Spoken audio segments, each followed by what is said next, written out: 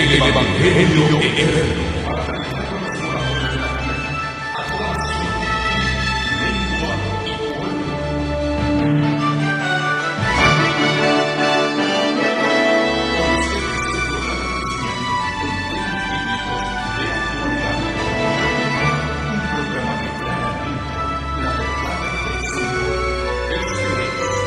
El Evangelio eterno.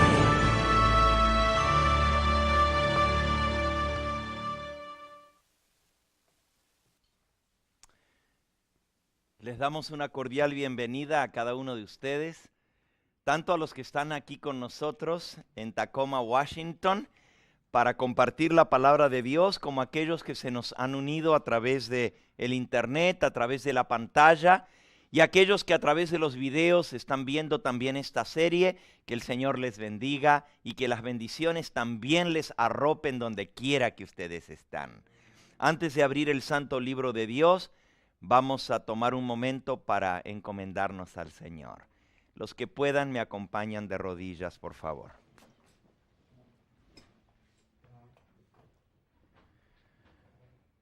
Nuestro Padre y nuestro Dios, qué bueno es alabarte, qué bueno es glorificar tu nombre. Qué bueno, Señor, es escuchar tu voz hablando a nuestros corazones.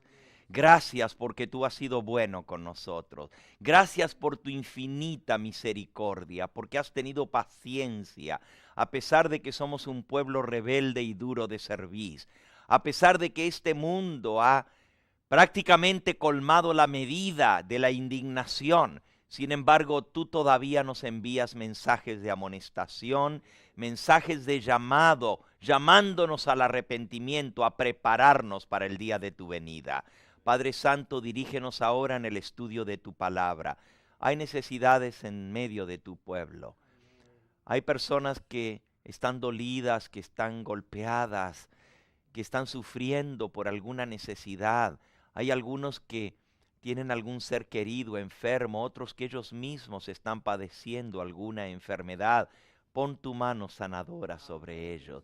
Señor, hay tantos que nos escriben a través del internet, que nos llaman por teléfono pidiendo que oremos por ellos. Acuérdate de cada uno de ellos, Señor, en esta hora.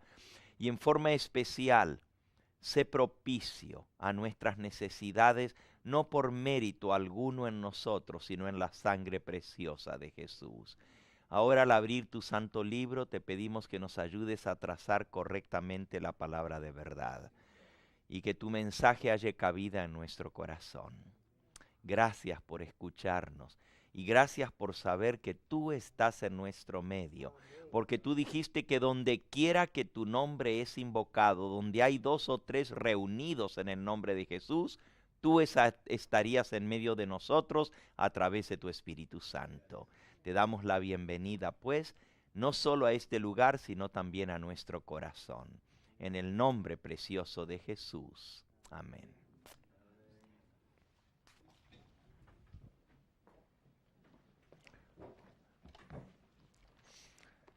Hasta ahora hemos considerado las primeras 4 trompetas. Hemos visto que hay 14 plagas finales. 14. Elena de White también le llama plagas a los castigos que están viniendo sobre más de una ciudad y que van a ir menudeando más y cada vez se van a ir haciendo más desastrosos. Ella dice que estas plagas tienen el propósito de despertar al mundo y de despertar al pueblo de Dios. Pero son 14 las que el Apocalipsis menciona. Las primeras 7 se llaman las 7 trompetas, porque una trompeta anuncia. Es una trompeta de amonestación. Se tocaba la trompeta en la antigüedad para anunciar guerra, para dar alarma. Cuando venía el enemigo se sonaba la trompeta. Y así Dios quiere hacer sonar estas trompetas para amonestarnos a nosotros y al planeta Tierra de lo que viene. Las trompetas son plagas mezcladas con misericordia, como vimos en nuestro último tema. Vimos que Dios va a preservar la vida de 2/3 partes, aunque 1/3 parte de los habitantes del planeta Tierra van a morir por estas trompetas.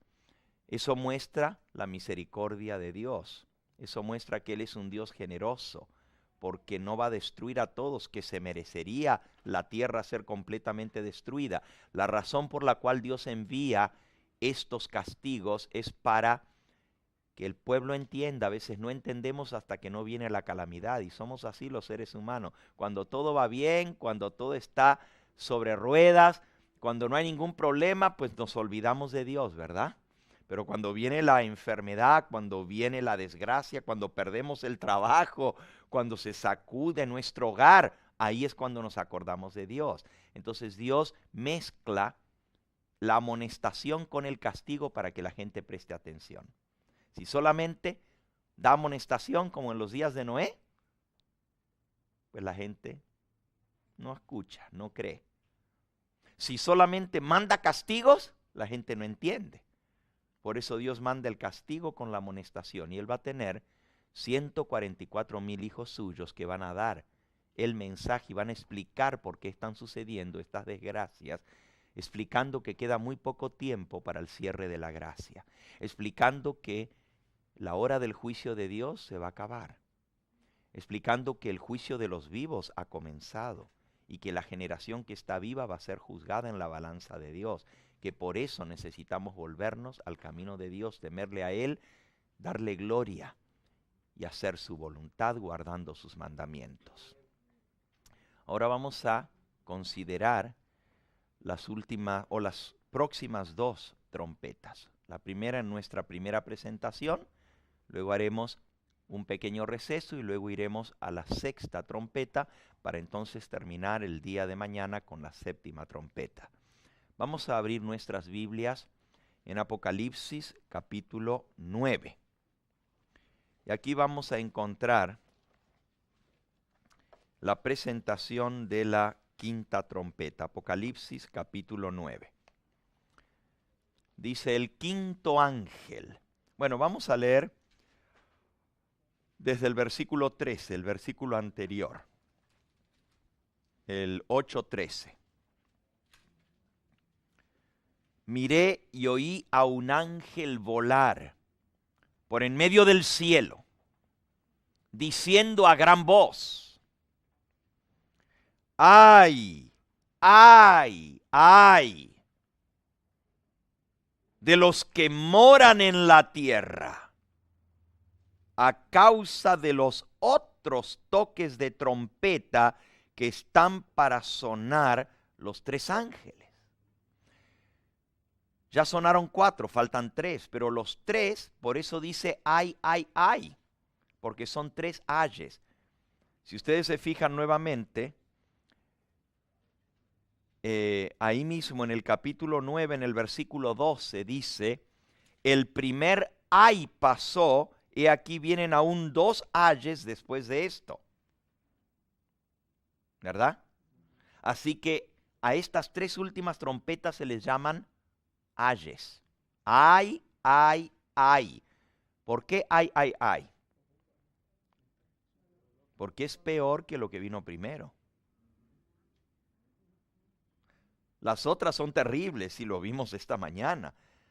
Cualquiera que escuchó el tema de hoy dice: Dios mío, esto es lo que viene en la tierra. Nunca, jamás la tierra ha experimentado algo así. En realidad, las primeras 4 trompetas van a dejar la tierra en una situación prácticamente como el diluvio. Una destrucción total, solo que va a haber más gente en la tierra.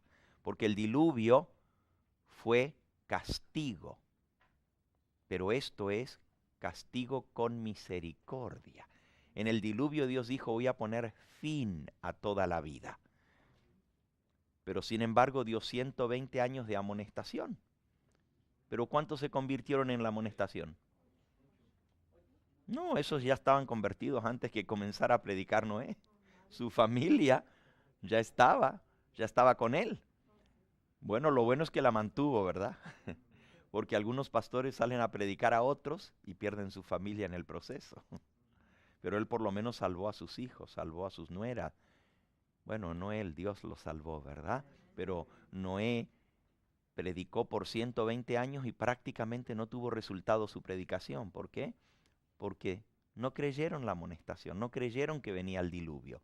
Y así la gente hoy en día ya tenemos, bueno, desde 1888 que Dios mandó el último mensaje para esta tierra, ya casi se cumplen los 120 años.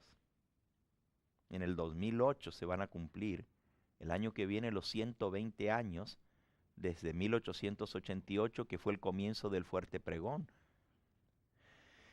No tengo tiempo de entrar en eso, es un tema muy interesante. La hermana White dice que en ese momento Dios quería derramar el Espíritu Santo en la lluvia tardía. Estaba a punto de aprobarse la ley dominical, ya estaba en el Congreso de los Estados Unidos. Estaba todo listo. El pueblo de Dios había llegado a las fronteras de la Canaán y estaban listos para cruzar. Pero hubo una rebeldía entre el pueblo de Dios, rechazaron el mensaje, se enojaron contra los mensajeros. Así como Josué y Caleb, Dios levantó dos hombres que se llamaban Wagoner y John. Y ellos trajeron el mensaje de Dios, que era el fuerte pregón, el derramamiento del Espíritu Santo, el mensaje de la justicia de Cristo. Elena de White apoyó la predicación de estos dos hombres. Eso sucedió en el Congreso de la Iglesia Adventista a nivel mundial que se celebró en Minneapolis, en el estado de Minnesota. Elena de White dijo que esos mensajes venían del cielo, pero los dirigentes se opusieron a estos mensajes y no permitieron que estos pastores siguieran predicando, les quitaron los púlpitos. Les dijeron a las iglesias que no los dejaran predicar, que no les permitieran entrar en ninguna iglesia adventista. Elena de White echó su suerte con ellos, se fue con ellos a predicar, y también a ella le prohibieron los púlpitos adventistas. No la dejaban predicar en las mismas iglesias adventistas a la profeta del Señor, a la profetisa Elena de White. Tenían que alquilar salones de hoteles y salones de escuelas para poder predicar el mensaje de la justicia de Cristo, porque las iglesias se les habían cerrado por orden de los dirigentes. En ese periodo, Elena de White escribió el libro Testimonios para los Ministros, y si usted quiere leer un libro impactante, tremendo, uno de los más fuertes que se ha escrito para la iglesia, es Testimonios para los Ministros. Porque el mensaje de Jesús a la Odisea dice, escribe al ángel de la iglesia en la Odisea. Y el ángel de la iglesia en la Odisea son el ministerio de la iglesia, los encargados. Y el libro Testimonios para Ministros es el mensaje de Dios para su iglesia, pero dirigida especialmente a los dirigentes. Es un libro demasiado fuerte. La misma iglesia ya tiene años que no lo publica. Si usted consigue un Testimonios para Ministros que lo vendan en un ABC, póngase contento porque no lo consigue ya. La iglesia prácticamente lo ha dejado fuera de circulación porque es muy fuerte, porque ahí desenmascara el plan del diablo para que la iglesia esté bajo el control de unos pocos que les manden a todos los que tienen que hacer. Y ahí se desenmascara todo el plan de Satanás. Tiene un capítulo tremendo que se llama Las trampas del enemigo, que muestra el plan directo del diablo para hacer caer a la iglesia adventista y para que termine adorando a la bestia. Bueno, cosas tremendas tiene ese libro. Eso se escribió justamente después de esto, cuando la desterraron, porque Elena de White anduvo predicando por todas partes con Wagoner y Jones, en lugares no de iglesias, porque no la dejaban predicar en las iglesias. Y finalmente el concilio de la Asociación General, la Junta, decidió que ella estaba causando mucho problema y la desterraron a Australia. La mandaron 10 años a Australia, a la mensajera del Señor, para que no tuvieran que lidiar con ella, porque estaba muy fuerte el mensaje de ella. Sin embargo, siguió dando el mensaje a través de cartas y siguió mandando sus mensajes que Dios le daba a su pueblo. Todo esto es parte de nuestra historia. Sin embargo, ella dijo que el mensaje que Dios había enviado para preparar al mundo y madurar la cosecha para la venida de Cristo fue rechazado por la iglesia. y afrentaron al Espíritu Santo. Ella dice que ofendieron al Espíritu Santo. El Espíritu Santo había bajado para derramarse en todos los reunidos en ese congreso. Pero como rechazaron el mensaje, el Espíritu Santo se volvió enojado. Dice, hicieron enojar su Santo Espíritu, dice ella, y se retiró de esa reunión. La lluvia tardía que había comenzado a caer, las primeras gotas, los primeros chabuscos, dice ella, esa es la palabra que ella usa, los primeros chabuscos de la lluvia tardía comenzaron a caer en Minneapolis, pero se detuvo porque el Espíritu Santo se retiró. Los ángeles se fueron de esa reunión llorando, lloraban desconsoladamente de ver lo que estaba pasando con el mismo pueblo adventista. Y de ahí en adelante, la mensajera del Señor comenzó a escribir testimonios muy duros, muy fuertes. Mucha gente cuando lee estos testimonios dice, no, es que la hermana White ataca mucho la iglesia. Bueno, así han dicho a veces del pastor Gambetta que yo ataco la iglesia. Jamás ataco mi iglesia, la amo. Es como que atacar a mi madre si yo me amamanté de la iglesia desde niño. Mi padre era pastor, mis abuelos eran adventistas. Yo me crié en la iglesia adventista y fui a colegios adventistas desde primer grado, toda mi vida. Y sin embargo, cuando yo leo las citas del Espíritu de Profecía, entonces los pastores dicen, el pastor Gambetta ataca a la iglesia, pero no soy yo, es el Señor el que habla, ¿verdad? Porque yo lo único que hago es leer el Espíritu de Profecía. Pero volviendo a lo que les estaba explicando, hermanos, tenemos casi 120 años de aquel entonces y todavía estamos aquí. ¿Saben lo que dijo la hermana White? Que Dios tenía planes de introducir al pueblo adventista en la Canaán celestial un poquito después de 1888. Todavía estamos aquí. ¿Y por qué estamos aquí? Por rebeldía, por obstinación, por habernos levantado contra el mensaje de Dios. Y ahora está volviendo a pasar lo mismo. El Señor está despertando este mensaje otra vez para que se dé por todas partes. Hay mensajeros por todas partes que van, pero la dirigencia dice, no los vayan a escuchar. Son disidentes. Cualquiera que predique el espíritu de profecía, que use los libritos rojos y que hable de profecía, los llaman disidente y le dicen a la gente que no los vayan a escuchar. Eso es lo que está pasando hoy en día otra vez, hermano. Es triste. Es triste, pero por eso estamos aquí todavía, por eso, por rebeldía. ¿Y cuánto tiempo más vamos a estar dando vuelta en este desierto? Hasta que Dios consiga suficientes que tengan el valor de hacerlo, y Él necesita 144,000 que lo hagan. Cuando Él tenga su número completo, esto se acabó. Y Él está completando ese número. Él está completando ese número. Bueno, volviendo a lo que estamos viendo.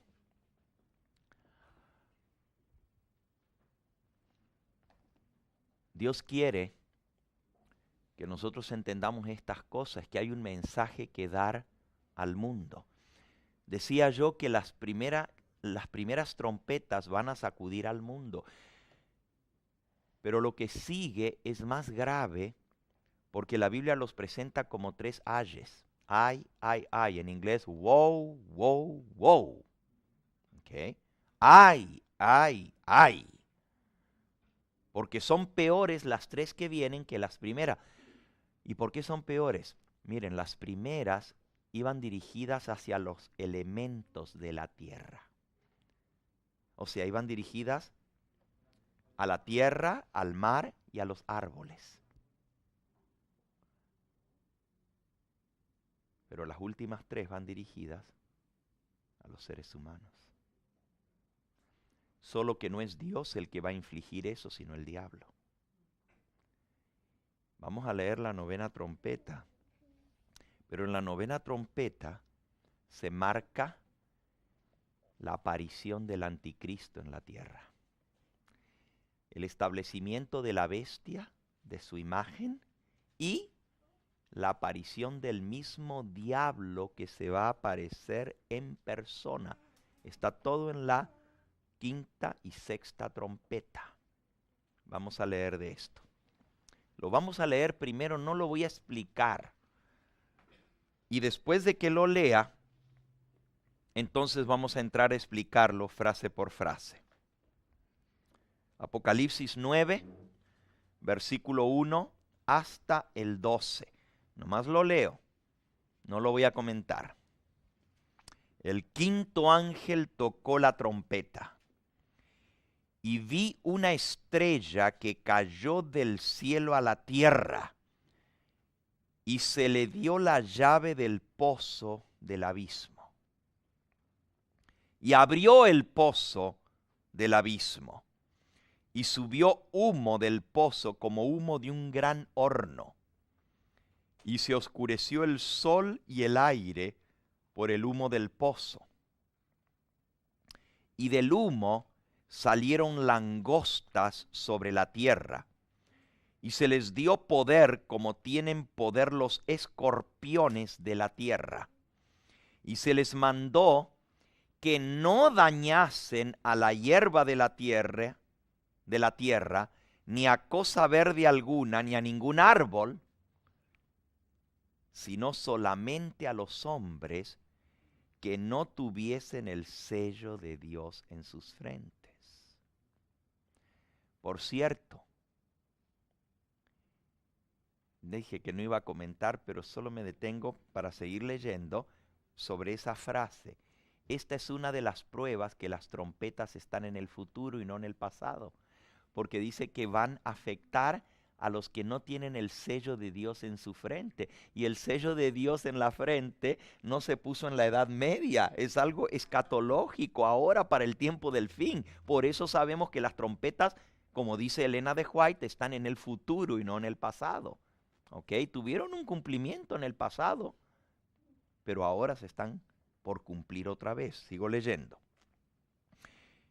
Y se les dio no que los matasen a los que no tenían el sello de Dios, no que los matasen, sino que los atormentasen 5 meses.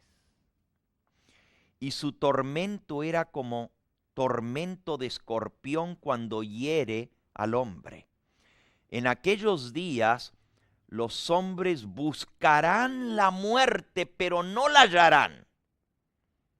Ansiarán morir, pero la muerte huirá de ellos.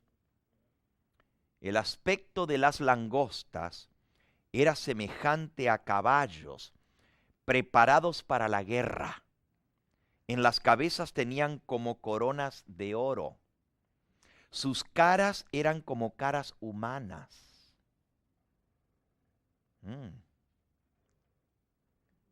Tenían cabello como cabello de mujer, cabello largo. Sus dientes eran como dientes de leones. Tenían corazas, como corazas de hierro, y el ruido de sus alas era como el estruendo de muchos carros de a caballo corriendo a la batalla. Y tenían colas como colas de escorpiones y también aguijones. Y en sus colas tenían poder para dañar a los hombres durante 5 meses. Y tienen por rey sobre ellos, las langostas, al ángel del abismo, cuyo nombre en hebreo es Abadón y en griego es Apolión. El primer ay ya pasó. He aquí, todavía vienen 2 ayes después de esto. Esa es la quinta trompeta. ¿Qué vieron ustedes aquí? La primera impresión cuando ustedes leen esto, ¿a qué les parece? En primer lugar decimos, no hay nada en esta tierra que se parezca a esto. Langostas que suben del pozo del abismo, pero que tienen caras de hombres, pelo largo como de mujer, tienen coronas, tienen corazas, tienen alas y tienen por rey al ángel del abismo. ¿Quién es el ángel del abismo? El rey de las langostas es el diablo. Entonces, ¿qué son las langostas? Son demonios. Tienen alas. Y tienen colas como de escorpión. Son demonios. Y usted dice, pero ¿y qué es esto? Bueno, vamos a estudiarlo. Solamente les digo que bajo la quinta trompeta es la aparición del diablo. Y muchos de ustedes no saben, pero tanto la Biblia como el espíritu de profecía predicen que el diablo se va a aparecer en forma física en el planeta Tierra. Y no solamente que se va a aparecer, sino que va a tratar de imitar la venida de Cristo y va a venir con sus millones de ángeles. Y la gente va a ser engañada creyendo que es la venida de Cristo, cuando en realidad va a ser el mismo diablo el que se va a aparecer. Eso lo dice la Biblia y lo vamos a leer ahora, y lo dice el espíritu de profecía. Y aquí estamos viendo en la quinta trompeta esa aparición. Vamos ahora a desglosarlo, versículo por versículo. Dice, cayó una estrella del cielo a la tierra y se le dio la llave del pozo del abismo. Ahora, en la tercera trompeta cayó una estrella ardiendo y dijimos que la estrella era un asteroide. Pero ¿por qué ahora si cae una estrella del cielo a la tierra, ahora decimos que no es un asteroide, sino que es el diablo? ¿Por qué interpretamos de una manera o de otra? Bueno, muy sencillo, el contexto nos indica. En este caso, a la estrella se le dio la llave del abismo. ¿Cómo se le va a dar si fuera literal, una estrella no puede recibir una llave para abrir algo? Pero no solamente eso. Se dice que tiene por nombre, en hebreo Abadón y en griego Apolión. Y en griego y en hebreo el mismo nombre quiere decir el destructor. El destructor. Pero se le llama el ángel del abismo. Por eso sabemos que es el diablo. Ahora, esto de que cayó del cielo a la tierra como una estrella es algo bíblico también. Vamos a leer 1 o 2 versículos. Por ejemplo, San Lucas capítulo 10. No pierdan ahora, volvemos a Apocalipsis 9. Pero San Lucas en el capítulo 10 dice en el versículo 17 y 18. Volvieron los 70 con gozo. Cristo había mandado a 12 apóstoles a predicar y luego ordenó a 70 y los mandó a predicar el evangelio también. Y dice, volvieron los 70 con gozo, diciendo, Señor, aún los demonios se nos sujetan en tu nombre. Y él les dijo, ¿se sujetan los demonios en su nombre? Esto lo sorprende si yo vi al jefe de los demonios. Miren lo que dice el versículo 18. Él les dijo, yo veía a Satanás caer del cielo como un rayo. Yo veía a Satanás caer del cielo como un rayo. Ahí dice, como una estrella cayó del cielo a la tierra. Pero Jesús usa la expresión que el diablo cayó como un rayo del cielo. Pero lo interesante de este versículo es el que sigue, el 19. He aquí yo os doy potestad de hollar serpientes y escorpiones, y sobre toda fuerza del enemigo nada os dañará. Está hablando de la caída del diablo del cielo a la tierra, y luego dice, yo les di el poder porque los demonios se nos sujetan en tu nombre. Y Jesús dijo, yo les doy el poder, la potestad de pisotear serpientes y escorpiones. ¿De qué está hablando? Ninguna fuerza del enemigo podrá contra ustedes dañarlos. No está hablando de serpientes y escorpiones literales. ¿De qué está hablando? De los ángeles del demonio, sobre el cual él les dio potestad. El diablo es el jefe de los ángeles caídos.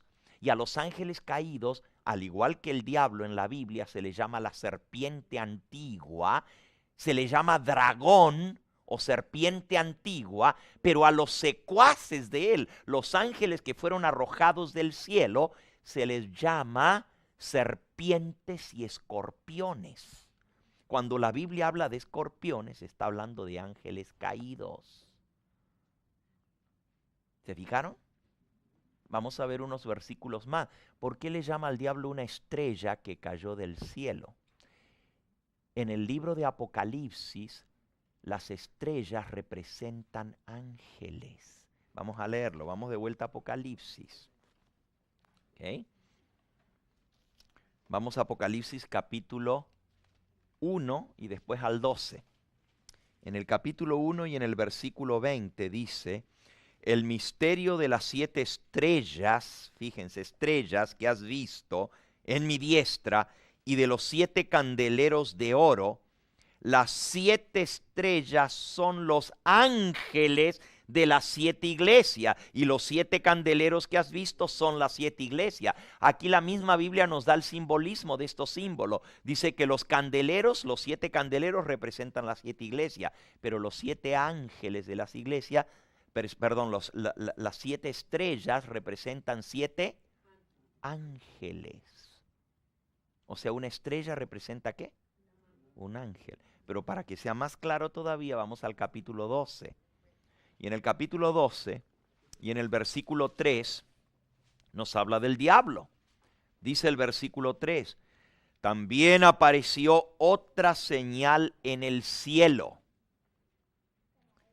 He aquí un gran dragón escarlata, que tenía 7 cabezas y 10 cuernos, y en sus cabezas 7 diademas, y su cola arrastraba la tercera parte de las estrellas del cielo y las arrojó sobre la tierra. Díganme, ¿quién es el dragón que fue echado del cielo? Miren el versículo 9, fue lanzado fuera el gran dragón, la serpiente antigua que se llama Diablo y Satanás, el cual engaña al mundo entero, fue arrojado a la tierra y sus ángeles fueron arrojados con él. Cuando dice que el dragón arrastró con su cola la tercera parte de las estrellas del cielo y las arrojó sobre la tierra, ¿qué son esas estrellas? Los ángeles del demonio. Así que no hay duda alguna que en la quinta trompeta está hablando de esa estrella, es Satanás. Y los escorpiones que salen del pozo del abismo, porque él tiene la llave del pozo del abismo, son ángeles del demonio. ¿Está claro esto? Ahora, cuando el diablo fue echado del cielo, y ustedes saben quién es el diablo, ¿verdad? El diablo es un ángel. Aunque lo pinten con cachos, el diablo es un ángel de Dios, creado por Dios, es un ser espiritual.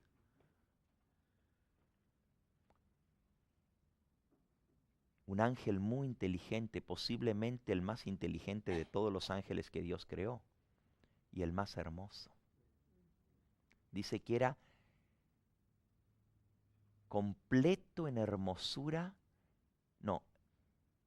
perfecto en sabiduría y acabado en hermosura. Ezequiel 28:13. Perfecto en sabiduría y acabado en hermosura. Dice, tú eras el sello de la perfección. Era lo más perfecto, lo más sabio, lo más hermoso que Dios había creado. No había otro ángel como él. El más brillante de todos los ángeles del cielo. Ese fue el que se rebeló contra Dios. Ahora, ¿cuándo fue la rebelión del diablo en el cielo? ¿Cuándo fue? ¿Fue antes de la creación de la tierra o después de la creación de la tierra? El celo en el corazón de Lucifer y la envidia comenzaron contra Cristo. Si ustedes quieren leer esto, lo pueden leer en el primer capítulo del libro Historia de la Redención. Tremendo ese librito, precioso, historia de la redención. Ahí ella cuenta, la mensajera del Señor, cómo comenzó eso en el corazón de Lucifer en el cielo y se fue alimentando. Y cómo comenzó a sembrar la discordia y el desasosiego, el no estar contentos en el cielo a los ángeles de Dios que nunca antes habían conocido eso. Primero lo fue haciendo a escondidas, llevaba y traía. Y luego iba con Dios y le decía, mira, los ángeles no están contentos. Yo escucho lo que andan hablando, pero él mismo les sugería lo que hablar y cuando les tiraba la lengua y los hacía hablar, entonces iba y le repetía a Dios y a Jesucristo y él estaba creando la discordia en el cielo. No voy a contar toda la historia del origen del pecado. Ustedes la pueden leer. Hay 3 libros donde hay un capítulo entero sobre eso que son excelentes. Uno es la historia de la redención, el primer capítulo. El otro es Patriarcas y Profetas y se titula El origen del mal y también es el capítulo 1 de ese libro. Y el otro, por supuesto, es el conflicto de los siglos. Y en el conflicto de los siglos hay más de un capítulo sobre el diablo y sobre sus ángeles. ¿Ok? Hay varios capítulos. Se los voy a dar porque sería bueno que ustedes los repasen. Un capítulo se llama El origen del mal y el dolor. El origen del mal y el dolor. Mucha gente no entiende cómo en un universo perfecto, con un Dios perfecto, pudo salir algo imperfecto. ¿De dónde salió el diablo? ¿No creó Dios todo lo que existe? ¿Quién creó al diablo? ¿Dios creó al diablo? Dios no creó al diablo, Dios creó a Lucifer, pero un ángel perfecto, santo, justo y bueno. Pero Lucifer se hizo diablo por él mismo. ¿Ok? Dios no lo creó como diablo, lo creó como un ángel de luz. Bueno, aquí se explica cómo en el corazón de un ser santo y perfecto pudo comenzar lo malo. La Biblia le llama el misterio de la iniquidad. Capítulo 30 del conflicto de los siglos. Luego también tienen el capítulo 31 donde habla de lo que es el diablo. Se titula El peor enemigo del hombre. Tremendo capítulo ese. Y luego el capítulo 32, ¿quiénes son los ángeles? Y aquí habla no solo de los ángeles buenos y de la obra de los ángeles de Dios, pero también habla de quiénes son los ángeles malos y el poder que ellos tienen y hasta dónde tienen poder y qué es lo que ellos pueden hacer. Mucha gente no sabe que los ángeles no son todos iguales. Hay distintos niveles de ángeles, como hay distintas creaciones de ángeles. Hay ángeles que tienen 2 alas, hay ángeles que tienen 4 alas y hay ángeles que tienen 6 alas. Mucha gente no sabe que hay distintos niveles entre los ángeles, que están puestos sobre batallones de ángeles, están organizados sobre miles, sobre 10,000, sobre 100,000, sobre millones, tienen jefes, hay tronos, hay dominios, hay principados y hay potestades de los aires. ¿Ok? Todo eso son niveles porque el diablo organizó sus ángeles como Dios los tenía organizado en el cielo. Le copió el sistema. ¿Ok? Pero en los cielos también hay ángeles que están por encima de otros ángeles. Bueno, no voy a hablar de esto ahora. ¿Quiénes son los ángeles? Es el capítulo 32. Luego el capítulo 33 se titula Las acechanzas del enemigo.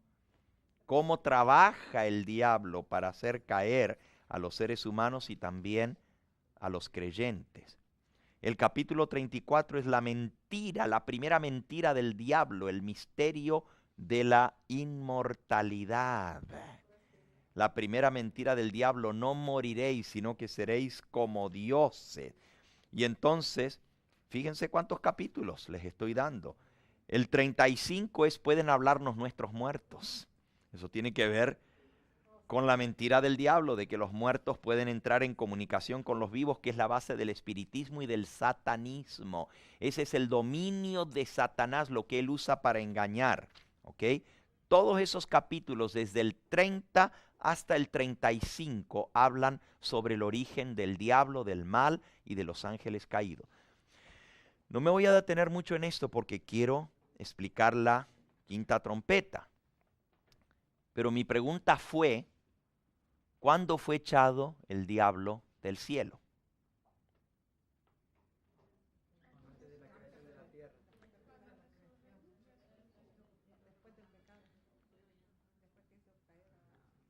Después que hizo acabar a Adán y Eva, dice la hermana. La hermana dice que fue en la cruz del Calvario. Otros dicen que fue antes de la creación del hombre. En la ascensión de Cristo al cielo fue echado el diablo. Bueno, todo eso tiene parte de verdad. Lo que pasa es que el diablo no fue echado una sola vez del cielo. ¿Eh? El diablo fue echado la primera vez antes de la creación del hombre. Pero ya estaba la tierra creada. ¿Cómo? Ah, ahorita voy ahí, hermano, ahorita voy ahí. Miren, escuchen bien. La primera caída del diablo, la primera echada del diablo del cielo fue en el proceso de la creación de la tierra. Cuando Dios se reunieron sobre el monte de la alianza o el monte del pacto, Padre, Hijo y Espíritu Santo, para planificar la creación de la tierra y del hombre. Y ahí fue donde se hizo el pacto eterno y se dieron la mano Padre e Hijo.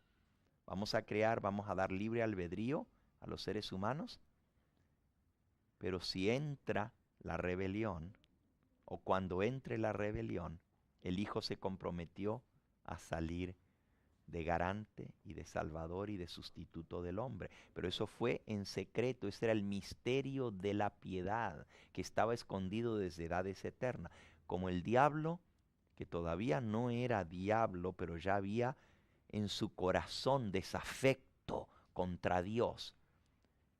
Ese fue la pajita que quebró la espalda del camello. Esa fue la gota que derramó la copa en Satanás, cuando él no lo invitaron a esa reunión.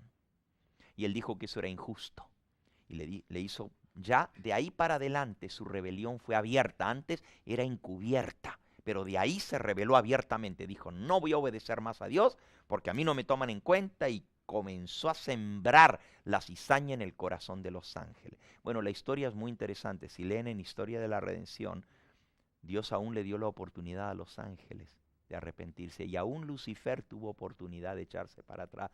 Jesús se reunió con él a solas, le habló, le explicó cuál iba a ser el resultado de su rebelión y a dónde iba a llevar todo esto. Tuvo una reunión de horas con él y Jesús le suplicó que se volviera atrás en lo que estaba haciendo. Hasta Jesús le lloró suplicándole que se arrepintiera. Y cuando Lucifer salió de allí dijo, este es un miserable, me tiene que rogar, lo tengo en mis manos, mire, me está suplicando, hasta lloró. Eso muestra que no es un Dios todopoderoso, eso muestra que yo tengo más fuerza que Él porque me está rogando, y malinterpretó el amor de Cristo como que fuera una debilidad, y le salió a decir a los ángeles de que Dios le estaba tratando de hacer tratos a las escondidas de ellos para que no se dieran cuenta. Tergiversó todo. Y finalmente Dios tuvo que expulsarlo del cielo. Pero miren, todo explotó cuando no fue invitado Lucifer para la reunión donde se planificó no solo la creación de la tierra del hombre, sino la creación, el plan de redención. Cuando se planeó el plan de redención, porque ya había comenzado en el cielo el desafecto y Dios sabía lo que venía, porque Él sabe todo. Así que Él dijo, bueno, ahora tenemos que echar a andar este plan. Y se planificó y el diablo no fue invitado, ahí se abrió la redención. O sea, se abrió la rebelión abierta. Ahora miren qué interesante. Dios estaba en el proceso de crear la tierra. Había creado todo el universo, y cuando Él creó las galaxias, los soles, los sistemas solares, creó también la tierra. Pero la tierra estaba sin vida, estaba desolada y vacía. Pero Dios decidió ahora ponerle vida y hacerla habitable para el hombre, para crear al hombre. O sea que la tierra existía, pero Dios tuvo que detener el proceso para lidiar con el problema que tenía en sus manos en el cielo. Y se detuvo el proceso de la creación, se paró. Dios tuvo que suspender todo lo que estaba haciendo para ahora tratar de resolver el problema que tenía en el cielo. Y finalmente el problema no se pudo resolver, sino echando al diablo y a sus ángeles del cielo, una guerra en el cielo. Imagínense una guerra en el cielo. Nosotros pensamos del cielo como un lugar de paz, de tranquilidad. Imagínense guerra en el cielo. Bueno, ¿a dónde fue echado el diablo cuando fue echado? O sea, que la tierra ya estaba ¿qué? Ya estaba hecha, pero todavía no estaba el hombre en la tierra. El hombre fue creado después. O sea, la tierra estaba como un planeta sin vida, como diríamos Júpiter o Marte, solamente hecho el planeta pero sin vida. Pero miren cómo era la tierra al principio que Dios le pusiera la vida. Vamos al libro de Génesis en el capítulo 1. Estamos diciendo esto para que entendamos lo que es el abismo. Y el diablo tiene la llave del abismo, ¿ok? Y lo que sale del abismo es lo que vamos a leer ahora. Ese humo que sale del abismo y las langostas que salen del abismo, ahora lo vamos a entender. Dice en el versículo 1, en el principio creó Dios los cielos y la tierra. O sea, cuando Dios creó todo, los cielos, también creó el planeta Tierra. Y la tierra estaba desordenada y vacía. Y las tinieblas estaban sobre la faz del abismo. Y el Espíritu de Dios se movía sobre la faz de las aguas. Y entonces dice, dijo Dios, sea la luz, y fue la luz. Y ahí sigue la historia de la creación. Pero antes de que Dios dijera sea la luz, cuando Él dijo sea la luz es que comenzó a preparar la tierra para que sea habitable. Tenía que haber luz, tenía que haber atmósfera, tenía que haber oxígeno, tenía que haber continentes, tenía que separar las aguas de la tierra y crear la parte seca, tenía que crear plantas, tenía que crear frutas, tenía que crear árboles, tenía que crear animales y todo lo que se necesitaba para la vida del hombre. Pero antes de eso la tierra estaba desordenada y vacía y el Espíritu de Dios se movía sobre la faz del abismo. ¿Qué es el abismo entonces? ¿Qué es el abismo? Sí, se movía sobre la faz de las aguas, dice.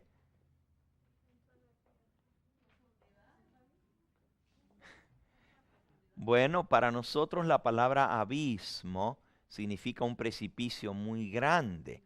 Pero aquí dice, las tinieblas estaban sobre la faz del abismo. El Espíritu de Dios se movía sobre la faz de las aguas. O sea que la tierra estaba cubierta toda de agua. Todavía Dios, porque miren lo que dice en el versículo 9. Y dijo también Dios, júntense las aguas que están debajo de los cielos en un lugar y descúbrase lo seco. Y fue así. Y llamó Dios a lo seco tierra y a la reunión de las aguas llamó mares. O sea que antes de eso no había nada seco, estaba todo en agua. Y del agua surgió la tierra. Ahora vean, eso lo pueden leer en el libro de Segunda de Pedro, en el capítulo 3 y en el versículo 5. Estos ignoran voluntariamente que en el tiempo antiguo fueron hechos por la palabra de Dios los cielos y también la tierra, que proviene del agua y por el agua subsiste. ¿La tierra proviene de dónde? Del agua, o sea que antes de que hubiera tierra seca era todo un abismo. El abismo es un abismo de agua.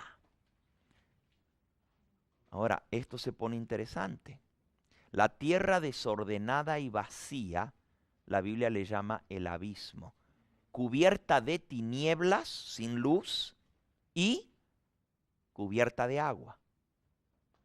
Cuando el diablo fue echado del cielo a la tierra, no fue echado a un mundo hermoso, no fue echado a una tierra llena de vegetación, de montañas, de lagos, de pájaros, de animales. Fue echado al abismo. Lean 2 de Pedro, capítulo 2 y versículo 4. Quiero que lo busquen en sus Biblias.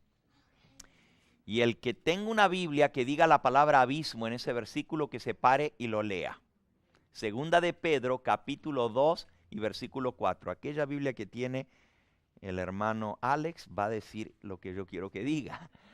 Porque en otras Biblias lo traducen de distinta manera a ese versículo. 2 de Pedro 2, 4. A ver, si alguno tiene una Biblia que dice la palabra abismo, allí, la hermana Sonia. Si Dios no perdonó a los ángeles que pecaron, sino que los arrojó al abismo, a prisiones tenebrosas para ser reservados para el juicio. Gracias. Dios no perdonó a los ángeles que pecaron, sino que los arrojó ¿al dónde? Al abismo. En otras Biblias dice al infierno, pero eso es una mala traducción, porque infierno para la gente en general significa un lugar donde se está quemando, de llamas, pero ahí dice que son prisiones de oscuridad, no de llamas. El abismo o el infierno, dice allí, prisiones de oscuridad. Por eso que esa Biblia está mejor traducida la palabra tártaros, ahí usa la palabra tártaros, y que quiere decir en griego el lugar o la morada de las tinieblas. Eso es lo que quiere decir tártaros, la morada de las tinieblas. Así que cuando el diablo pecó en el cielo, fue echado a la tierra, pero la tierra era el abismo. No había tierra seca. Los espíritus, los ángeles son espíritus, no tienen carne y hueso. No necesitan un pedazo de tierra donde pararse, porque habitan o en el aire o en el agua, o pueden habitar dentro de un cuerpo humano. ¿Y por qué a los ángeles les gusta habitar en un cuerpo humano? Ahorita les explico. Cuando el diablo fue echado del cielo, fue echado al abismo. Y el abismo es la tierra en tinieblas cubierta de agua. La morada del diablo es el abismo, esa es su morada original. Miren qué interesante, busquen en el libro de Isaías, en el capítulo 27, y nomás les voy a leer un versículo. Después ustedes pueden investigar más este tema buscando la palabra Leviatán. Leviatán se refiere a un dragón que habita en el mar. Isaías 27, versículo 1, dice así. En aquel día Jehová castigará con su espada dura, grande y fuerte, al Leviatán, serpiente veloz, al Leviatán, serpiente tortuosa. La palabra tortuosa quiere decir engañadora. Y matará al dragón que está en el mar. ¿A dónde vive el diablo? Eso sí que no lo sabían, ¿verdad? La morada del diablo es el mar. Ese es su lugar original, porque ahí fue echado cuando fue echado a la tierra, al mar. ¿Ustedes se acuerdan cuando el Señor Jesús llegó a Gadara y había un hombre endemoniado que vivía en los sepulcros, que rompía las cadenas? ¿Se acuerdan del endemoniado? Que la gente le tenía terror y le huía. Y Jesús le sacó los demonios. Vamos a buscar la historia. Creo que está en San Lucas, en el capítulo 8. Sí, San Lucas capítulo 8 me parece que está la historia.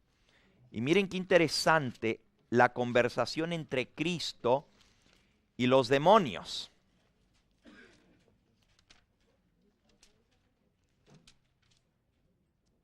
Dice en el versículo 26 en adelante: arribaron a la tierra de los Gadarenos, que está en la ribera opuesta a Galilea. Y al llegar él a tierra, vino a su encuentro un hombre de la ciudad endemoniado desde hacía mucho tiempo. No vestía ropa, no moraba en casa, sino en los sepulcros. Este, al ver a Jesús, lanzó un gran alarido y postrándose a sus pies exclamó a gran voz: ¿qué tienes conmigo, Jesús, Hijo del Dios Altísimo? Te ruego que no nos atormentes. Plural. Era un hombre, pero le dijo: te ruego que no nos atormentes. ¿Qué tienes conmigo, Jesús, Hijo del Dios Altísimo? Miren, el que estaba hablando sabía quién era Jesús. El diablo sabe muy bien quién es Cristo, Hijo del Dios Altísimo.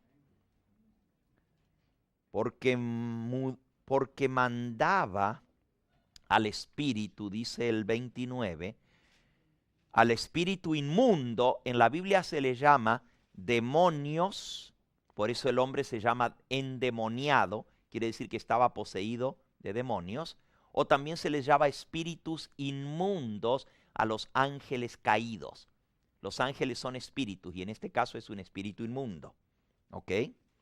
Porque Jesús mandaba al espíritu inmundo que saliese del hombre, pues hacía mucho tiempo que se había apoderado de él, y lo ataban con cadenas y grillos, pero rompiendo las cadenas era impelido por el demonio a los desiertos.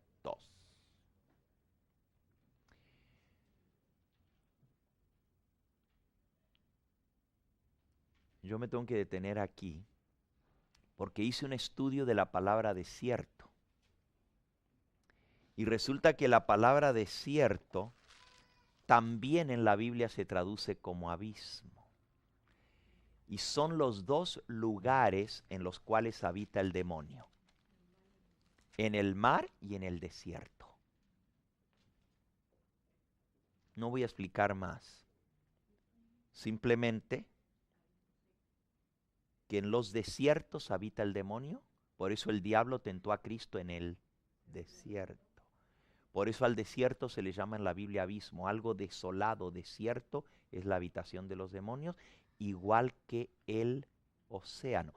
Cuando Dios creó al hombre, no le permitió al demonio habitar en la tierra. Cuando él creó los continentes, lo dejó confiscado al abismo.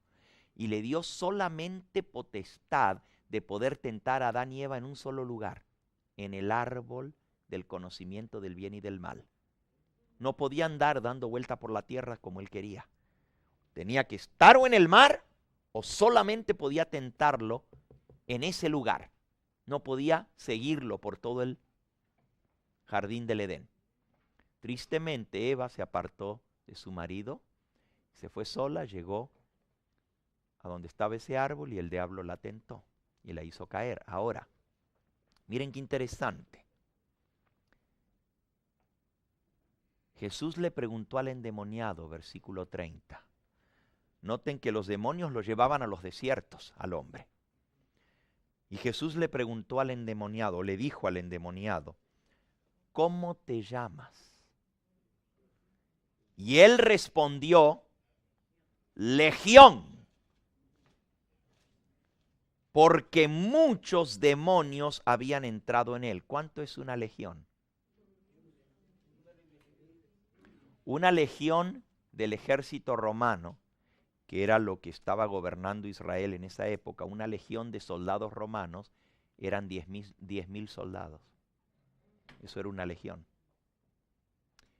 La legión del imperio asirio o del imperio egipcio eran 6,000 soldados, pero entre los romanos eran 10,000 las legiones.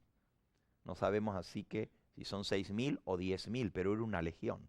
Estamos hablando de miles de demonios que vivían en un solo hombre. ¿Saben lo que es eso? Pero miren lo que los demonios le rogaban a Jesús. Versículo 31. Le rogaban que no los mandase ir al abismo. Miren qué interesante. Ese es un texto muy interesante. Porque cuando Jesús le dijo, sálganse de él, y les ordenaba